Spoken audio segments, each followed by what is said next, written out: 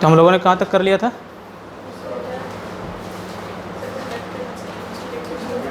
Conductor and insulator, metals है free charges हो गया था। तो हम लोग शुरू करने वाले होंगे मेरे ख्याल से मेथड ऑफ चार्जिंग। जो पीछे पढ़ लिया था उसमें किसी को परेशानी है कोई? कुछ नहीं है, सब समझ में आ गया? तो मैं पूछूं? अगर समझ में आ गया हो तो मैं पूछूं?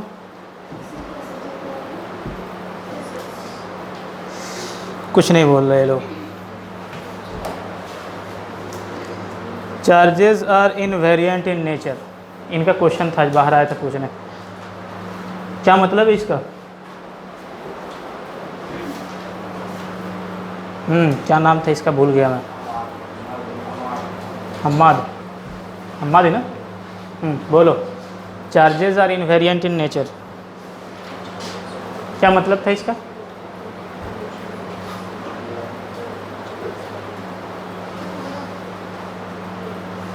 ये बहुत गलत बात है।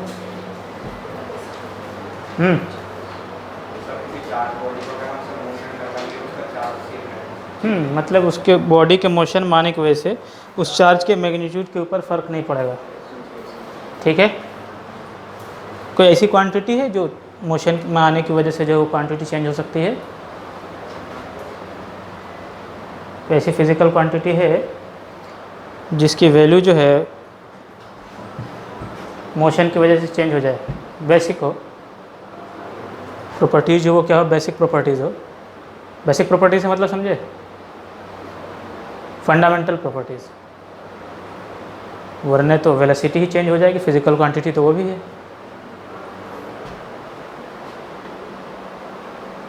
नॉर्मली नहीं होता है ना, लेकिन जब किसी ऑब्जेक्ट, किसी मास की स्पीड जो है लाइट से ज़्यादा कर दें हम या उनके अराउंड, तब जो है मास एनर्जी में कन्वर्ट हो सकता है, ठीक है? तो खैर वो तुम्हारे लेवल पे नहीं है, ठीक है ना?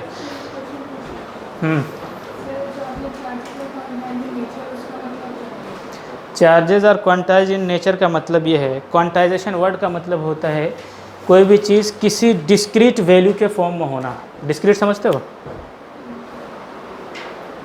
स्कैटर्ड, कि हमारे पास कोई बॉडी है, सपोज कर लो, मैंने एक अच्छा एग्जांपल दिया था स्टेप वाला, वैसे मैंने उन दोनों पिछले लेक्चर का वीडियो बना दिया है, वो अपलोड हो जाएगा, देखना उसको, ठीक है? उसमें स्टेप के अलावा 2 एग्जांपल और भी कंसिडर किया हूँ मैं क्वांटाइजेशन को समझाने के लिए। खैर फिर भी देखो, क्वांटाइजेशन वर्ड का मतलब ये होता है कि जैसे अगर किसी से ये पूछे कि 5 की टेबल पढ़ो, क्या बोलेगा वो? 5 2 10, ठीक है? क्या 5 की टेबल में 2.5 आएगा? मैं प्रोडक्ट की बात नहीं कर रहा हूँ, प्रोडक्ट करेंगे तो आ ही जाएगा किसी न किसी मेथड से, ठीक है? टेबल में क्या है, मतलब जो भी वैल्यूज़ आ रहे हैं हमारे पास, नंबर्स का कलेक्शन आ रहा है, वो क्या है? 5 का मल्टीपल है, उसके अलावा कोई और वैल्यू नहीं है, ठीक है? सिमिलरली मैंने एग्जांपल दिया था कि अगर किसी ग्राउंड फ्लोर से इस रूफ़ के ऊपर जाना है, ठीक है, तो आप कितनी हाइट अटेंड कर सकते हैं इसको चढ़ने के लिए? फाइनली तो इतना ही हाइट अटेंड करना है, लेकिन जब भी आप हाइट अटेंड करेंगे, स्टेप्स की हाइट के बराबर जो है हाइट अटेंड करेंगे आप, ठीक है? जैसे कि अगर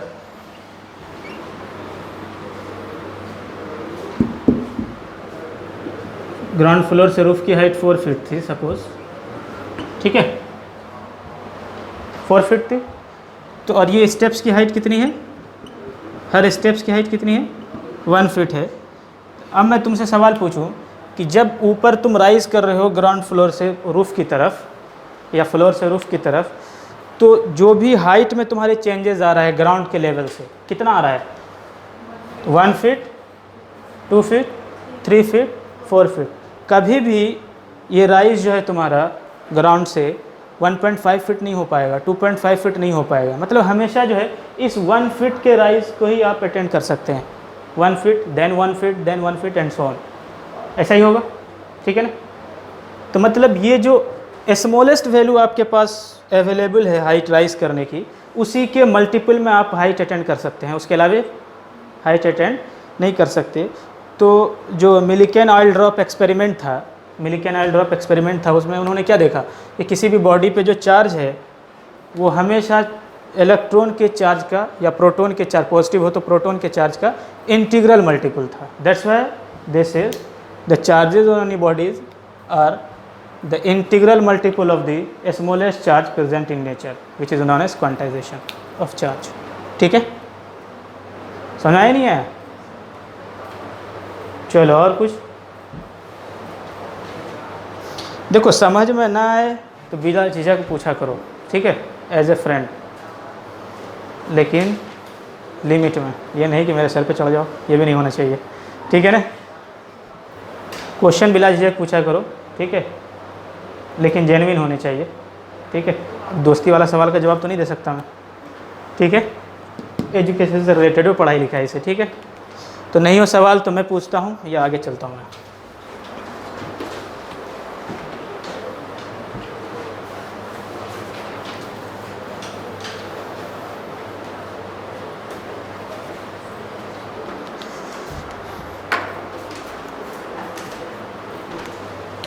चलो एक क्वेश्चन करते हैं।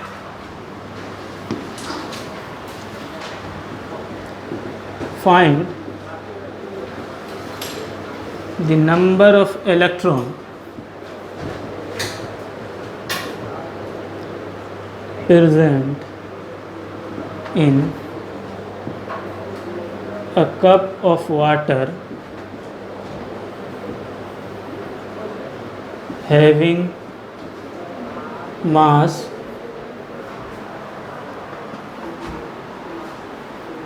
180 ग्राम। ठीक है, देख के लगा पता नहीं कि क्या आ गया, ऐसा नहीं लगा? क्या क्या? Find the number of electron present in a cup of water having a mass 180 gram. कोई कप है, उनके अंदर क्या है? वाटर है, और उस वाटर का जो मास है कितना है? 180 ग्राम है, ठीक है। तो अब ये बताओ, कोई आइडिया कैसे कर सकते हैं हम इसको? वैसे केमिस्ट्री के अंदर पढ़े होंगे, बस हमने ये पूछ लिया इलेक्ट्रॉन कितना है। देखो क्या करेंगे हम, 180 ग्राम में कितना मोल हो जाएगा इनका, वाटर का? नंबर ऑफ मोल निकाल सकते हैं हम। नंबर ऑफ मोल तो जानते हो ना? नंबर ऑफ मोल हम कैसे निकाल लेंगे? Number of mole of H2O। Number of mole of H2O क्या हो जाएगा? Given mass of H2O divided by molar mass of H2O। यही तो होता है ना? मोलर मास वाटर का कितना होता है?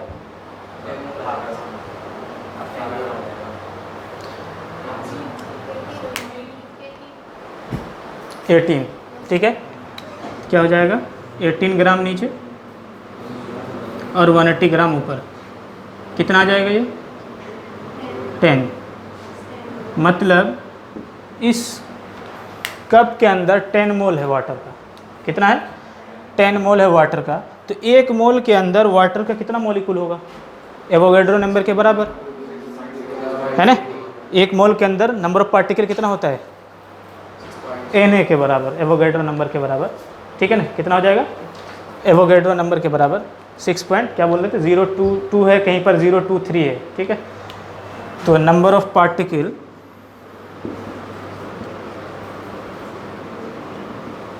इन 1 mole is given by Na, इसके बराबर होता है ना? किसी भी चीज़ का 1 मोल है, इसीलिए मैंने वाटर नहीं लिखा यहाँ पर, ठीक है। तो इसीलिए हाँ, अरे यार ये लो, अब ठीक है, नहीं सही भी है वो अपनी जगह पे। तो नंबर ऑफ पार्टिकल इन 10 मोल कितना हो जाएगा? ऑफ H2O ही कर ले, 10 into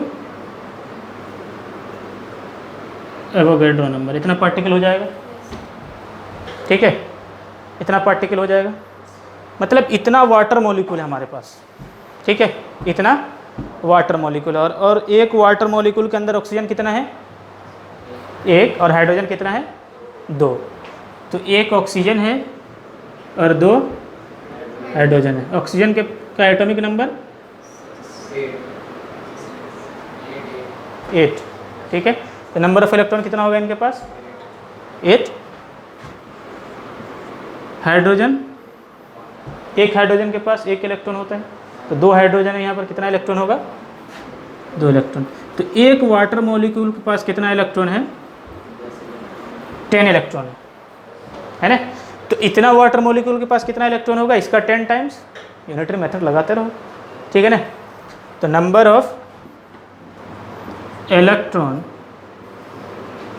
in the given amount of water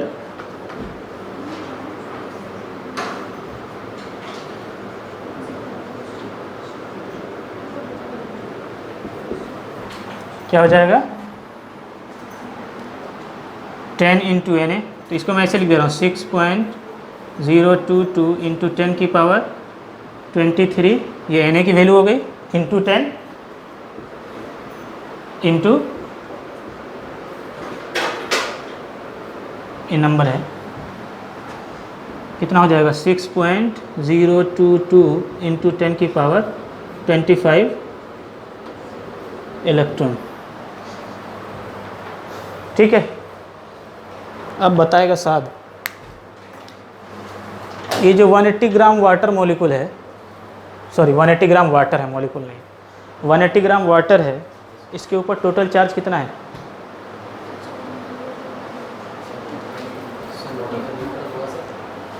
क्या हुआ, जाहिर सी बात है, ठीक है। क्योंकि हमने कोई उसके अंदर से इलेक्ट्रॉन तो निकाला नहीं, सिर्फ और सिर्फ ये पूछा कि इलेक्ट्रॉन कितना है। जब समझ में आई बात है, क्योंकि किसी भी न्यूट्रल बॉडी के ऊपर क्या है, ओवरऑल चार्ज 0 होता है, ठीक ना। ठीक, मैं देखना चाह रहा था तुम्हें वो पॉइंट याद है कि नहीं, कि न्यूट्रल होती है बॉडी, ठीक है। चलो इसको लिखना होगा।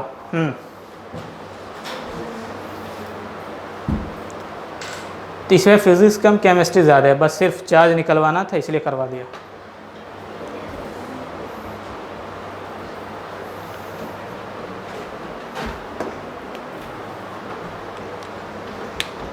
समझ में आया या नहीं हर किसी को,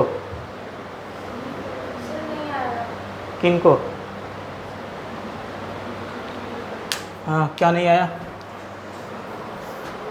कहाँ पर समझ में नहीं आया, हम वहीं से शुरू करेंगे ना। ये क्या बात हुई, वो तो मैं रिपीट कर दूंगा, उससे रिपीट कर दूंगा, चलो ठीक है कर दे रहा हूँ। क्वेश्चन था, find the number of electron present in a cup of water having a mass 180 gram, ठीक है। हमारे पास एक कप है जिसमें वाटर जो है 180 ग्राम है, ठीक है। 180 ग्राम क्या है, वाटर है। इस वाटर के अंदर टोटल नंबर ऑफ इलेक्ट्रॉन क्या है, कितना है, हमें ये फाइंड करना था, ठीक है। टोटल नंबर ऑफ इलेक्ट्रॉन कितना है, हमें ये फाइंड करना था, ठीक है। तो अब ये बताओ, अगर हमें ये पता चल जाए कि इसके अंदर वाटर का मॉलिक्यूल कितना है,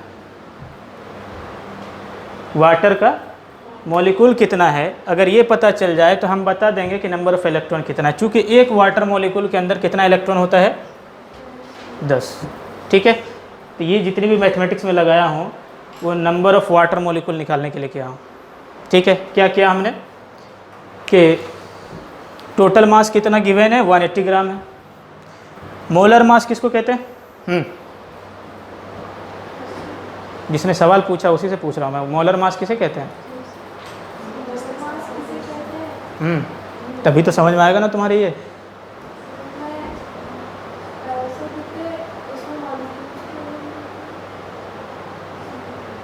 यही गड़बड़ था, ठीक है।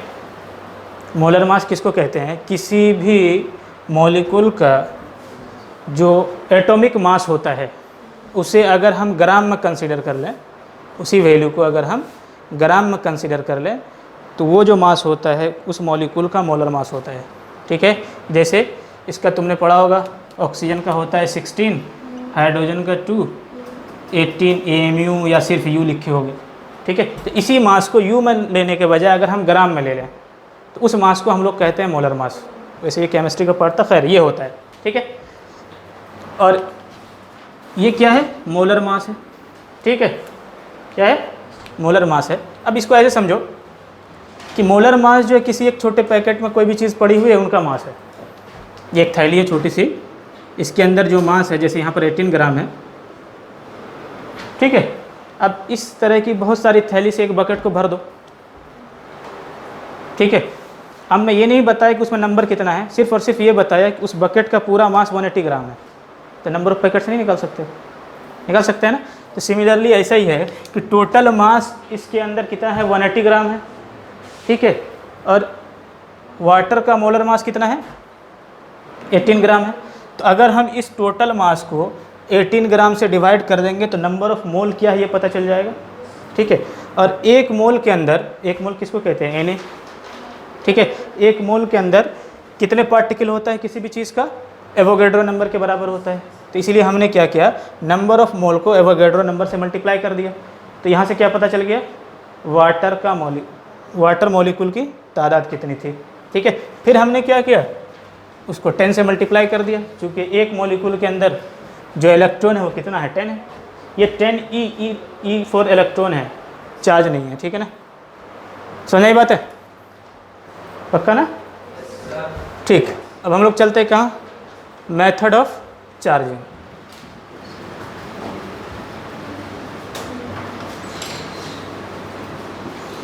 मेथड ऑफ चार्जिंग, ठीक है। Method of charging.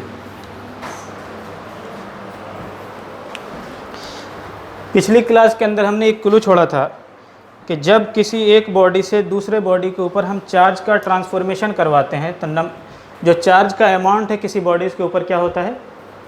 डिसबैलेंस हो जाता है, ठीक है ना। जिसकी वजह से रिलेटिवली एक चार्ज का अमाउंट दूसरे चार्ज के अमाउंट से इंक्रीज़ कर जाता था या डिक्रीज़ कर जाता था, ठीक है ना। समझ बात है नहीं? जहाँ से इलेक्ट्रॉन लीव करके जाता था उस बॉडीज़ के ऊपर नंबर ऑफ़ इलेक्ट्रॉन क्या हो जाते थे? डिक्रीज़ हो जाते थे। और जहाँ पर जाकर डिपॉजिट होता था वहाँ पर क्या होता था? नंबर ऑफ़ इलेक्ट्रॉन इंक्रीज़ कर जाता था। रिपीट करूँ? रिपीट करूँ दोबारा?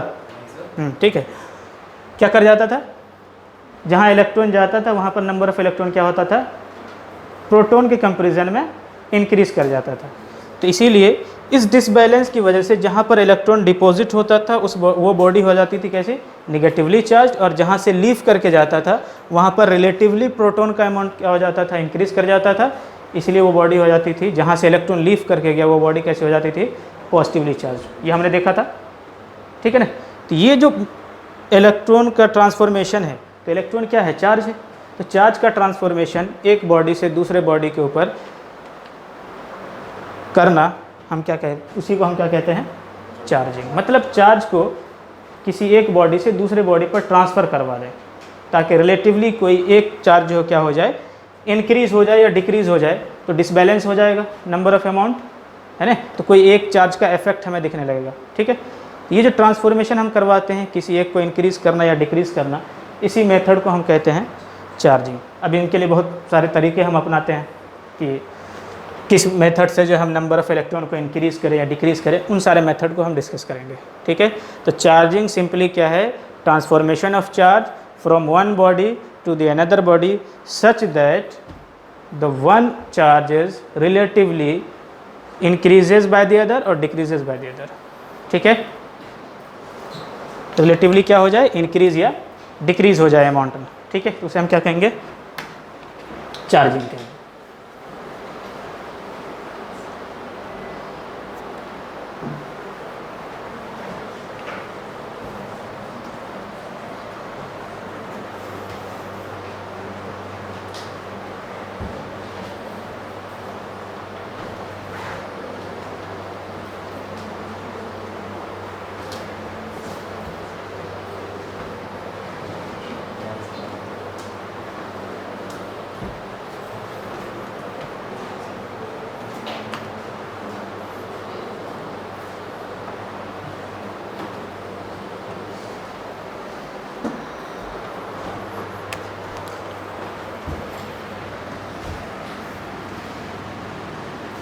Charging.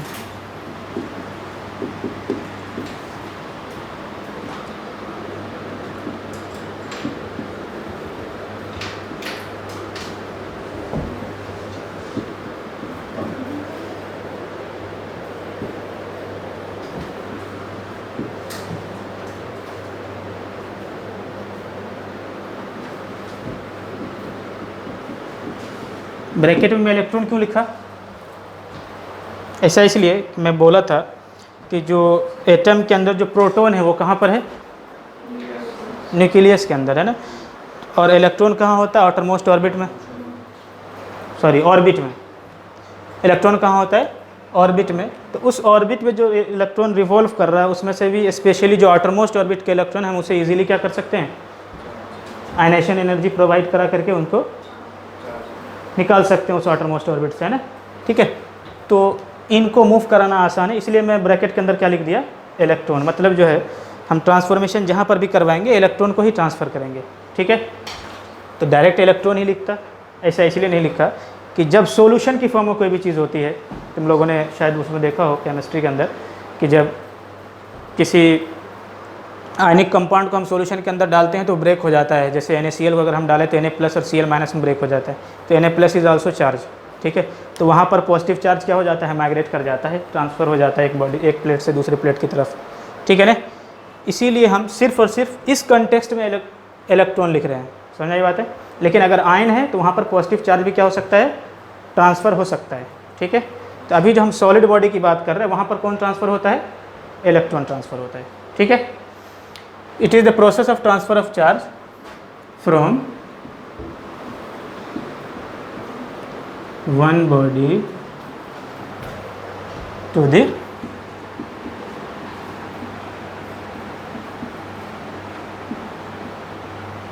another body,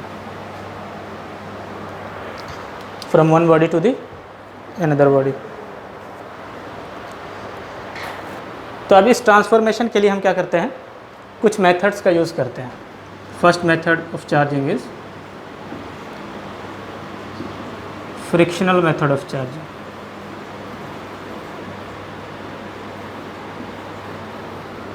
frictional method of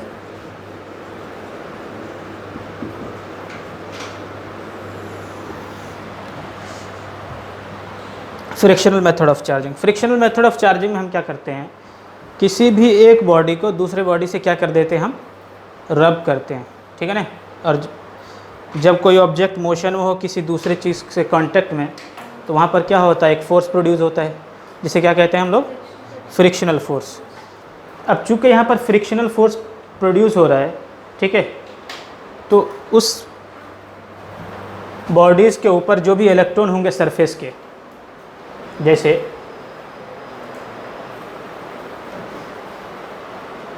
ये कोई ब्लॉक है, इसके ऊपर हम किसी चीज़ से रगड़ें, ठीक है, समझ बात है, क्या करें? रगड़ें, तो यहाँ पर क्या होगा? फ्रिक्शन फोर्स प्रोड्यूस होगा। तो इस सरफेस के ऊपर जो इलेक्ट्रॉन होगा, जो सरफेस वाले एटम होंगे उनके पास क्या होगा? इलेक्ट्रॉन होगा या नहीं होगा? ठीक है, तो उनको क्या मिल जाएगी? इस फ्रिक्शन से एक डिस्प्लेसमेंट मिल जाएगा। ठीक है, क्या मिलेगा? डिस्प्लेसमेंट। क्योंकि अगर हम ये इस पर पड़ा हुआ, अगर हम इस पर क्या लगाए? फोर्स लगाए, तो क्या होगा? इस पर डिस्प्लेसमेंट होगा। ठीक है ना। जब फोर्स किसी ऑब्जेक्ट का डिस्प्लेसमेंट किसी ऑब्जेक्ट के ऊपर क्या प्रोड्यूस कर दे? डिस्प्लेसमेंट, तो वो क्या कर देता है? वर्क एनर्जी के अंदर तुमने पढ़ा होगा, है ना, क्या है? Force into displacement. ठीक है, वैसे एफ एस कॉस थीटा पढ़ा होगा, खैर, फोर्स इनटू डिस्प्लेसमेंट। ठीक है ना, उसे हम क्या कहते थे? वर्क। तो जब हम किसी चीज़ को रब करेंगे तो क्या होगा? वहाँ पर फ्रिक्शनल फोर्स प्रोड्यूस होगा, और जब फ्रिक्शनल फोर्स प्रोड्यूस होगा तो इलेक्ट्रॉन के ऊपर क्या होगा? वर्क हो जाएगा। ठीक है ना, और capacity to do work is known as energy. ये वर्क किसने किया था? इलेक्ट्रॉन ने या हमने? हमने किया था। ठीक है, तो हमने जो वर्क किया तो उतनी एनर्जी ट्रांसफ़र किया। क्या किया हमने? कपड़ा तो हम ही ने रगड़ा था ना भाई, ठीक है ना, समझ आई बात है कि नहीं आई? तो एनर्जी हमने ट्रांसफ़र किया, वर्क किया किसके ऊपर? उस इलेक्ट्रॉन के ऊपर, तो उसको इतनी एनर्जी मिल जाएगी। ठीक है ना, अगर ये एनर्जी उसके आयनाइजेशन एनर्जी के बराबर होगी तो वो इलेक्ट्रॉन उस मटेरियल को लीव कर जाएगा। बात समझ में आई? मैं बहुत बड़ी बात तो नहीं कर गया? दोबारा रिपीट करूं? सुनो, फिर से सुनो, ठीक है। आउटर मोस्ट ऑर्बिट बनाया सिर्फ, अंदर जो भी है न्यूक्लियर, न्यूट्रॉन, प्रोटॉन जो भी है, ठीक है।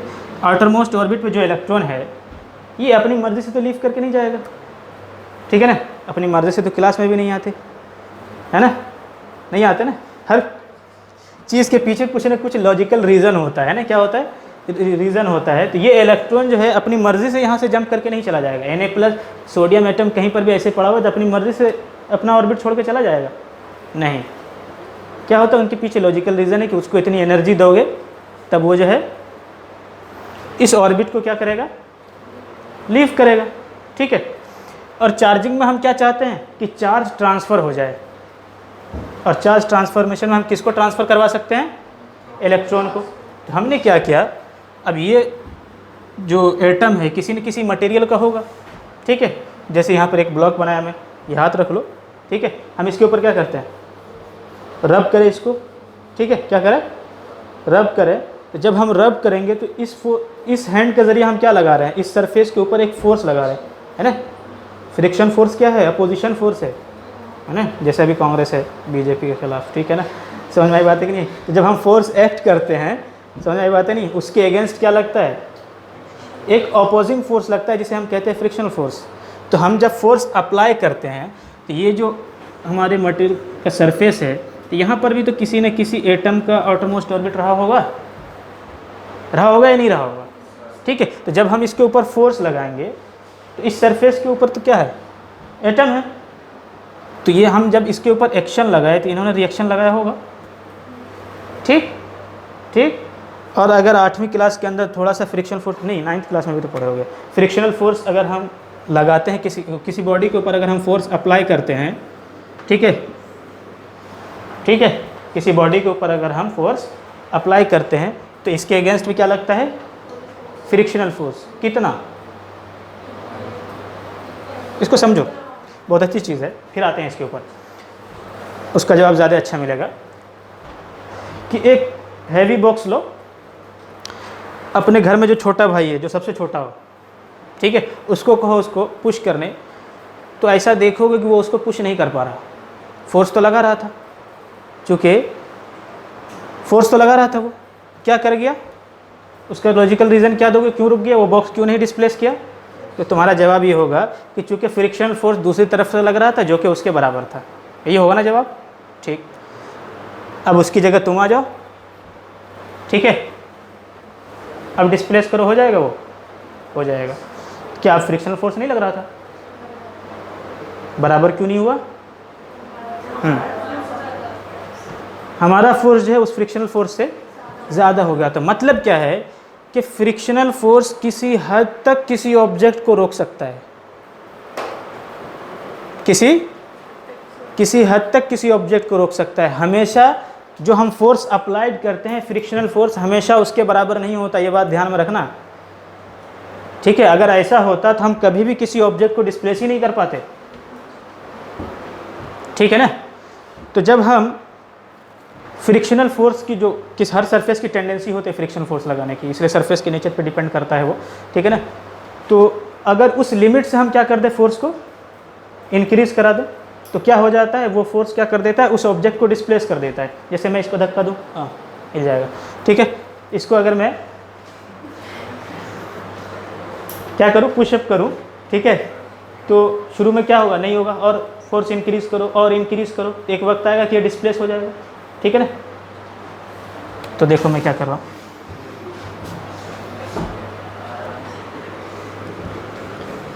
तो सपोज़ कर लो हमने 4 न्यूटन फोर्स लगाया इसके ऊपर, ये ऑब्जेक्ट डिस्प्लेस नहीं किया, ठीक है। फिर हमने 5 न्यूटन लगाया, डिस्प्लेस कर गया। इससे नीचे लगाएं, नहीं करेगा,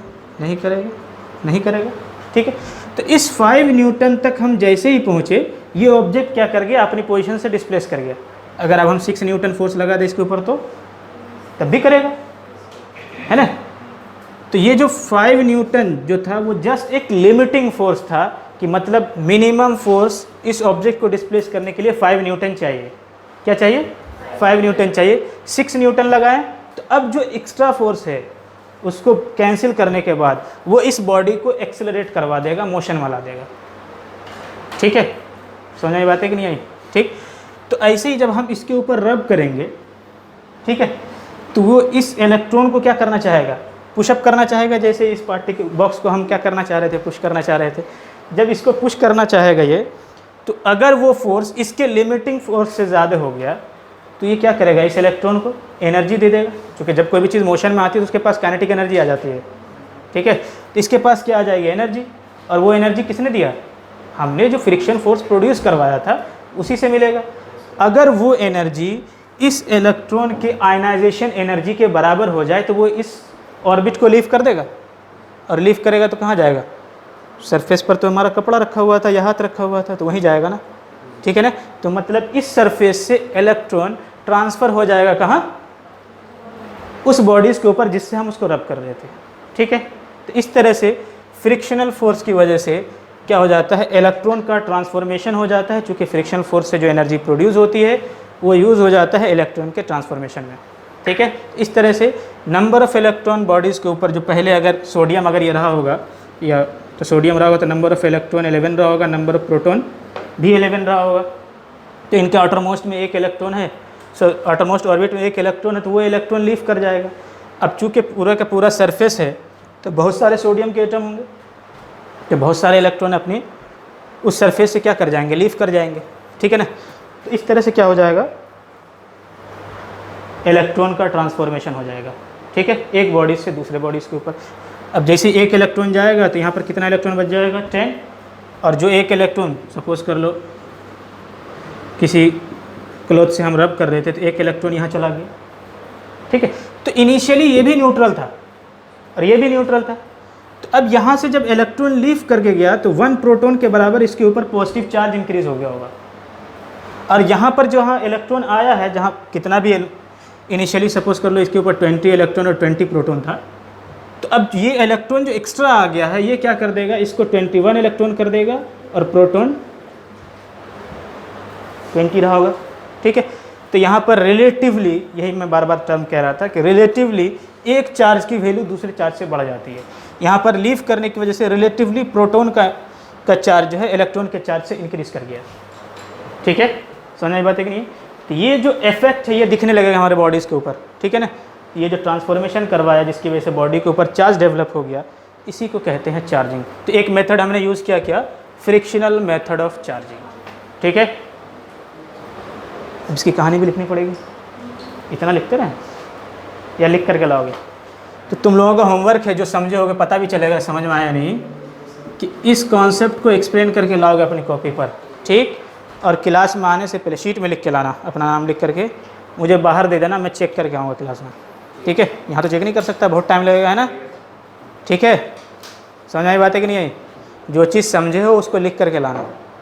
ठीक, और इससे तुम्हारे अंदर भी एतमाद पैदा हुआ कि यार हमने भी कुछ लिखा था, है ना?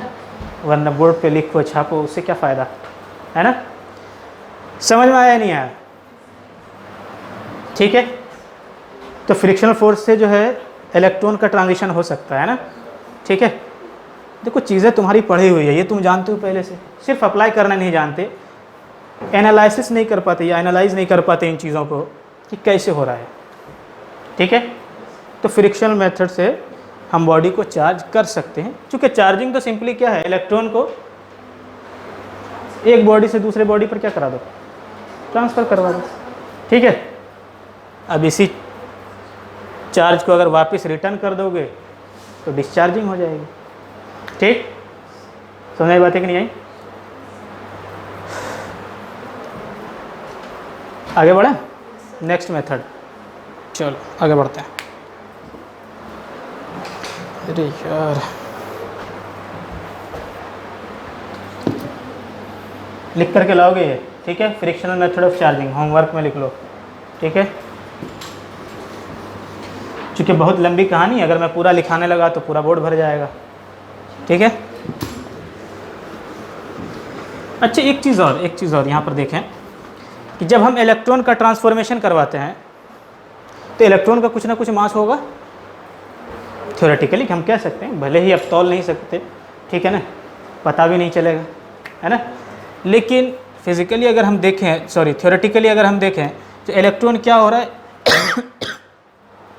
एक बॉडी से दूसरे बॉडी के ऊपर क्या हो रहा है, ट्रांसफ़र हो रहा है ना, एक बॉडी से दूसरे बॉडी के ऊपर क्या हो रहा है, ट्रांसफ़र हो रहा है। तो देखो जब इलेक्ट्रॉन ट्रांसफ़र होगा तो साथ साथ अपना मास भी लेकर के जाएगा। अगर मास के जा सकता है चार्ज, नहीं यार, ठीक है ना, क्योंकि मैटर की फंडामेंटल प्रॉपर्टीज़ है दोनों, ठीक है, तो चार्ज ट्रांसफ़र करवा रहे हो तो मैटर तो गया होगा, तो मास भी गया होगा साथ में, ठीक है, समझ आई बात है। तो हम ये कह सकते हैं कि जिस बॉडी पर इलेक्ट्रॉन जाएगा वहाँ पर मास का डिपोजिशन होगा। हम ऐसा कह सकते हैं कि फ्रिक्शनल मेथड ऑफ चार्जिंग में, बल्कि किसी भी मेथड ऑफ चार्जिंग में जहाँ पर इलेक्ट्रॉन डिपॉजिट होगा, जैसे अगर इस क्लॉथ के ऊपर इलेक्ट्रॉन आया था,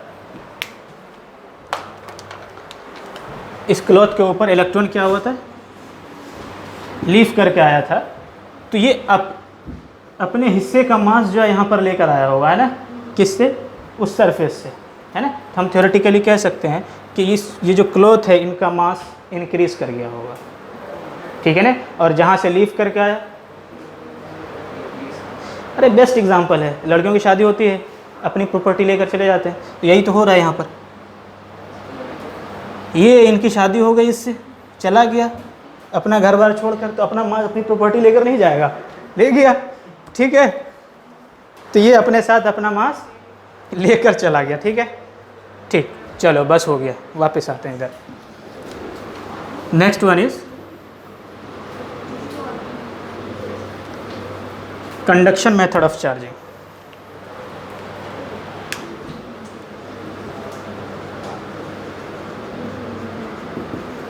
conduction method of charging, what do mean by word conduction? ये वर्ड कहीं और सुना? कहाँ सुना? कहाँ सुने? साद नहीं सुने? मैं याद दिला दूँ, सुने हो? याद दिलाऊं?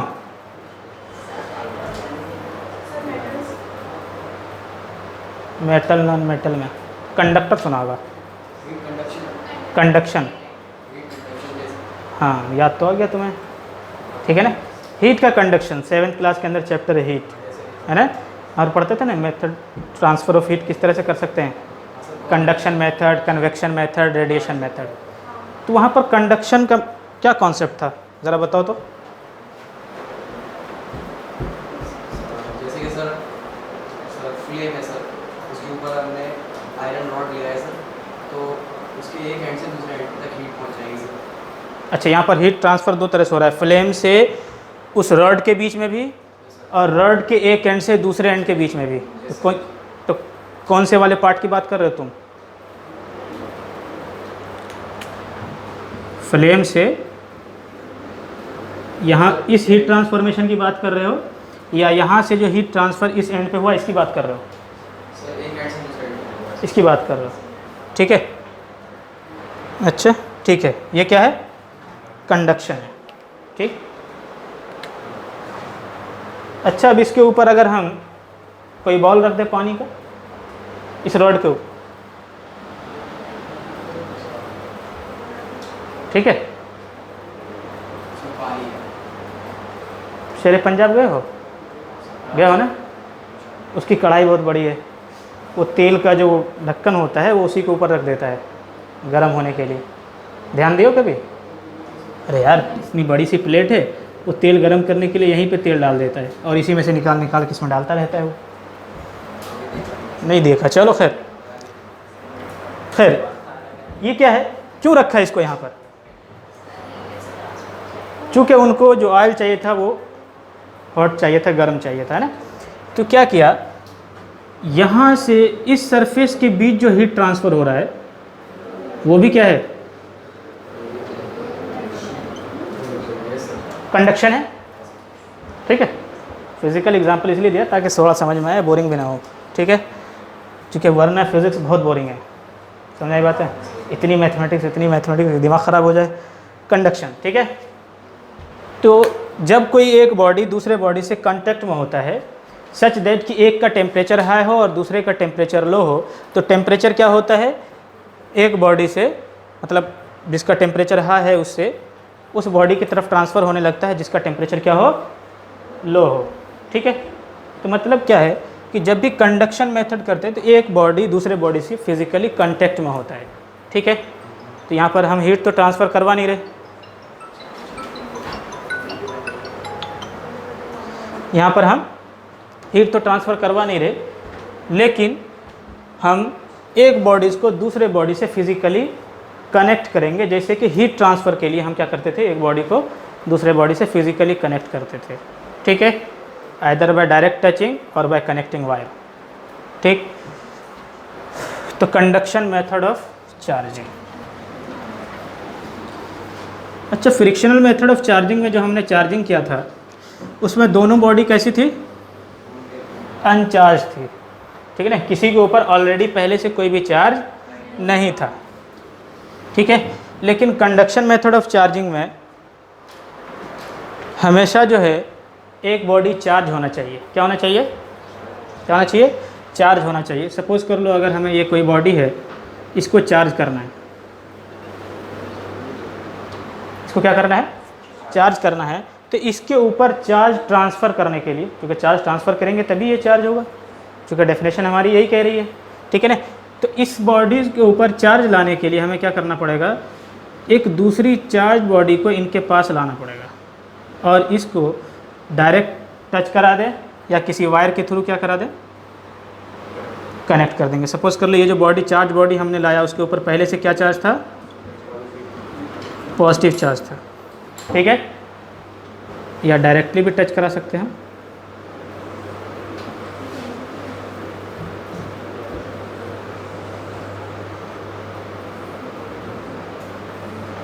डायरेक्ट फिजिकली टच करा दो एक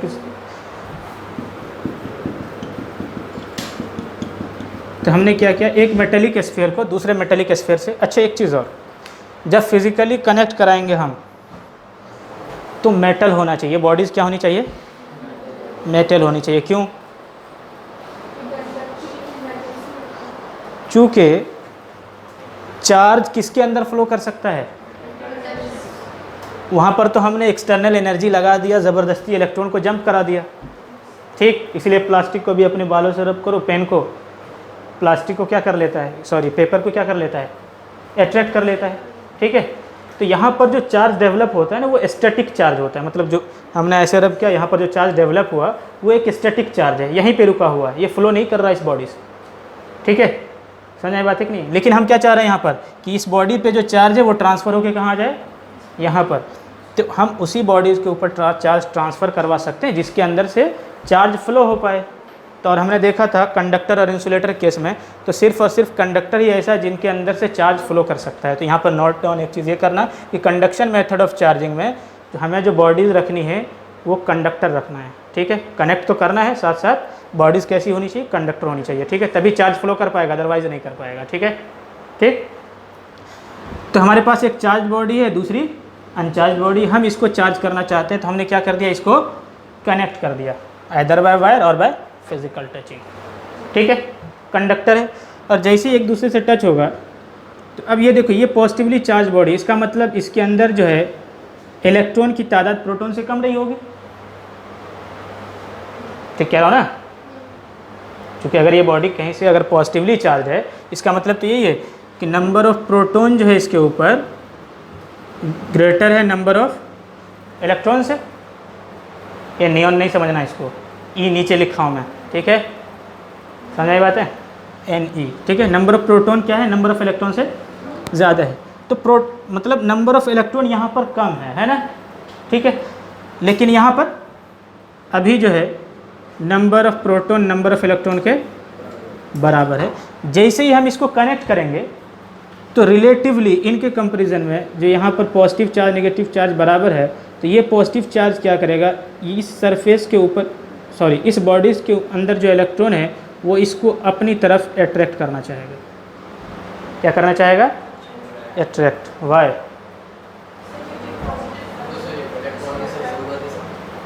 ये क्या बात हुई, ज़रूरत है अगर बस सपोज कर लो मैं अभी तुम्हें 10 लाख रुपए की ज़रूरत है तो ऐसे मिल जाएगी, ऐसे मिल जाएगी, बस ज़रूरत है तो मिल जाएगी। ये सर उसे स्टेबल होने के लिए इलेक्ट्रॉन में कुछ होगा ना? थोड़ा ठीक से जवाब दो। क्या क्या क्या कहा?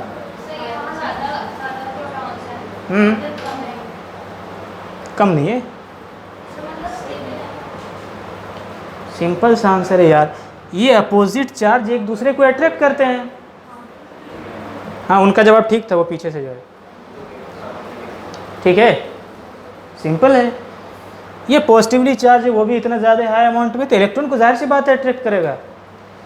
ठीक है, पता नहीं क्या क्या ये कह रहा, ज़रूरत है ये है, पता नहीं। हाँ, निगेटिव चार्ज को पॉजिटिव चार्ज अट्रैक्ट करेगा। ठीक है, समझ आई बात है कि नहीं आई? ठीक, हाँ। तो ये इलेक्ट्रॉन क्या होगा, माइग्रेट होकर के, चूँकि पाथ कंडक्टिंग है बीच में, तो इलेक्ट्रॉन ट्रांसफ़र होकर के इस बॉडी पे आएगा। अब बताओ, जैसे ही ये इलेक्ट्रॉन इसकी तरफ आया, इसको तो कर देगा न्यूट्रल, लेकिन वो जिसके बराबर था, एक इलेक्ट्रॉन लीव करके गया, तो एक प्रोटॉन यहाँ पर क्या हो गया होगा, यहाँ पर एक प्रोटॉन जो लीव करके गया, तो उसकी वजह से यहाँ पर एक पॉजिटिव चार्ज इंक्रीज कर गया होगा। ठीक है, फिर ऐसे ही दूसरा इलेक्ट्रॉन ट्रांसफ़र होगा, वो इसको न्यूट्रल कर देगा। ठीक है, फिर से इस पर एक पॉजिटिव चार्ज हो जाएगा। तो अब देखो, ये जो न्यूट्रल हो रहा है, मैं इसको रब कर दे रहा हूँ। ठीक है, तो क्या लग रहा है, जैसे कि पॉजिटिव चार्ज इस बॉडी से इस बॉडी पे ट्रांसफ़र हो रहा है, ऐसा लग रहा है। ठीक है ना, ऐसा लग रहा है कि यहाँ से दो पॉजिटिव चार्ज गायब हुआ और ये यहाँ पर डेवलप हो गया, लेकिन पॉजिटिव चार्ज ट्रांसफ़र नहीं हुआ है। कौन ट्रांसफ़र हुआ है, इस बॉडी से इलेक्ट्रॉन वहाँ पर गया है। ठीक है, लेकिन उसके इफेक्ट ट्रांसफॉर्मेशन की वजह से इसका जो प्रोटॉन था वो एक्सेस हो गया। ठीक है, नंबर ऑफ इलेक्ट्रॉन से क्या हो गया, एक्सेस हो गया, इसलिए ये पॉजिटिव चार्ज क्या हो गया, दिखने लगा। ठीक है, लेकिन हमेशा ट्रांसफ़र कौन होता है, इलेक्ट्रॉन होता है। ठीक, अब ऐसे ही चार्ज क्या होता रहेगा, ट्रांसफ़र। ठीक, कितना चार्ज ट्रांसफ़र करवा सकते हैं पता नहीं, आपने बताया नहीं है ना। चलो देखो, ठीक है, कितना चार्ज इस बॉडी से इस बॉडी के ऊपर ट्रांसफ़र होगा। ठीक है, तो ये चार्ज इस पर तब तक ट्रांसफ़र होता रहेगा जब तक कि दोनों बॉडी का पोटेंशियल सेम ना हो जाए। फिर से एक गड़बड़, फिर से एक नया टर्म आ गया है ना, क्या, पोटेंशियल। इलेक्ट्रिक पोटेंशियल को हम बाद में देखेंगे क्या होता है। ठीक, सिर्फ इतना समझो कि इस बॉडी से इस बॉडी के ऊपर तब तक चार्ज ट्रांसफ़र होता रहेगा तब तक के दोनों का पोटेंशियल, जब तक के दोनों का पोटेंशियल सेम ना हो जाए। ठीक, तो पोटेंशियल की तो बात बाद में करेंगे। ठीक, अगर दोनों बॉडीज आइडेंटिकल हुई, आइडेंटिकल मतलब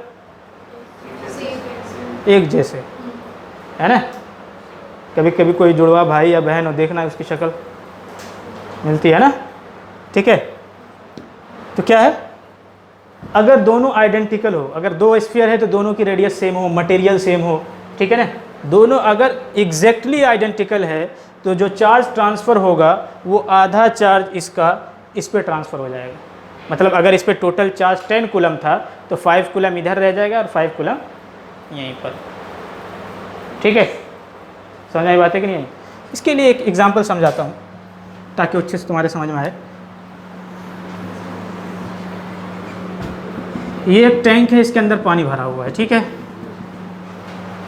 ठीक, फुल है। हम क्या कर दें, एक एम्प्टी टैंक ले और इसको पाइप से कनेक्ट कर दें। क्या होगा, वाटर फ्लो करेगा। किधर से किधर, इधर से उधर, मतलब ए से ए बी कह दूँ मैं, अगर ए से बी की तरफ। कब तक ट्रांसफ़र होता रहेगा, जब तक कि दोनों इक्वल ना हो जाए। ठीक ठीक, शाबाश।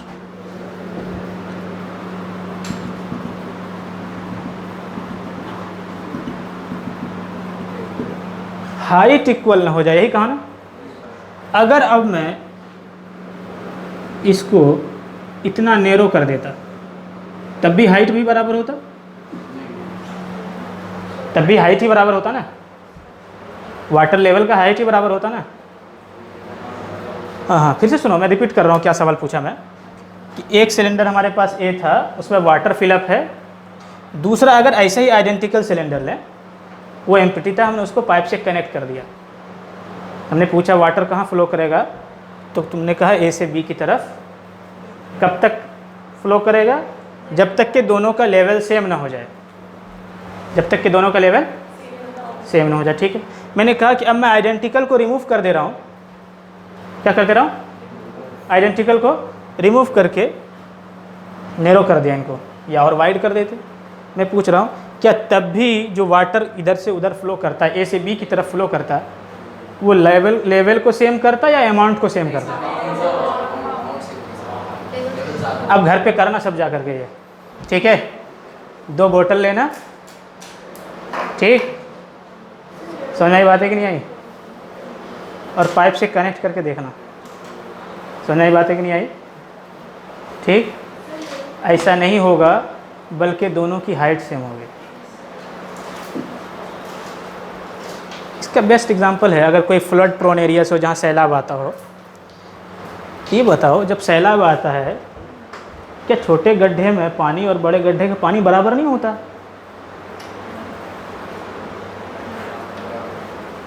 हर जगह लेवल बराबर हो जाएगा यार, लेवल बराबर होगा,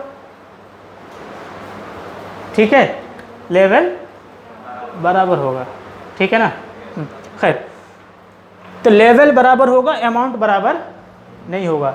लेकिन अगर हम आइडेंटिकल लें तो लेवल बराबर होने के साथ साथ अमाउंट भी बराबर हो जाएगा। तो सिमिलरली मैं यही कहना चाह रहा हूँ यहाँ पर कि अगर दोनों बॉडीज़ आइडेंटिकल हैं तो चार्ज इक्वल अमाउंट में ट्रांसफ़र हो जाएगा, आधा इधर रह जाएगा और आधा उधर, ठीक है। और अगर आइडेंटिकल नहीं है तो तब तक फ्लो करेगा जब तक कि दोनों का पोटेंशियल बराबर ना हो जाए। यहाँ पर भी देखो, अगर याद हो, यहाँ पर जो कोई एक वाटर मॉलिक्यूल है, इस सरफेस से किसी h हाइट पर है, इसके ऊपर acceleration due to gravity g लग रही है, मास इसका m है, तो इसका पोटेंशियल एनर्जी क्या होता है? mgh, ठीक। और यहाँ पर भी जो वाटर मॉलिक्यूल होगा उसका भी क्या होगा? दोनों अपने ग्रेविटेशनल पोटेंशियल को बराबर करता है, ठीक है। तो जैसे ग्रेविटेशनल पोटेंशियल होता है, सिमिलरली ऐसे ही इलेक्ट्रिक पोटेंशियल होता है, जिसके बारे में हमने अभी नहीं बताया, इसलिए मैंने कहा उसको आगे हम देखेंगे। लेकिन थ्योरेटिकली अभी के लिए इतना जानो कि चार्ज तब तक ट्रांसफ़र होता रहेगा जब तक कि दोनों का पोटेंशियल सेम ना हो जाए। तो मेरे ख्याल से शायद बताओ भी ना बहुत ज़्यादा डिटेल में, चूँकि वो बहुत ज़्यादा हायर क्लास में पहुँच जाएंगे। तो लेकिन अगर आइडेंटिकल बॉडी हुई, क्या हुई? आइडेंटिकल बॉडी हुई तो चार्ज हाफ हाफ हो जाएगा। 5 मिनट, चार्ज क्या हो जाएगा? हाफ हाफ हो जाएगा। तो अभी जो तुमसे सवाल पूछा जाएगा अगर इस लेवल पे, वैसे तो पूछना ही नहीं चाहिए, अगर पूछेगा ये पूछेगा कि 2 आइडेंटिकल बॉडी है, अगर उसको हम कनेक्ट कर दें तो कितना चार्ज किसके ऊपर, या कितना अमाउंट चार्ज किस बॉडी से किस बॉडी के ऊपर ट्रांसफ़र होगा, ठीक है। तो कंडक्शन मेथड ऑफ चार्जिंग में हमने क्या देखा कि एक चार्ज बॉडी होती है, हम उसको क्या कर देते हैं? किसी दूसरे बॉडी से कनेक्ट कर देते हैं। क्या कर देते हैं? कनेक्ट कर देते हैं, किसके थ्रू? कंडक्टिंग पाथ के थ्रू, किसी कंडक्टर के थ्रू, ठीक है।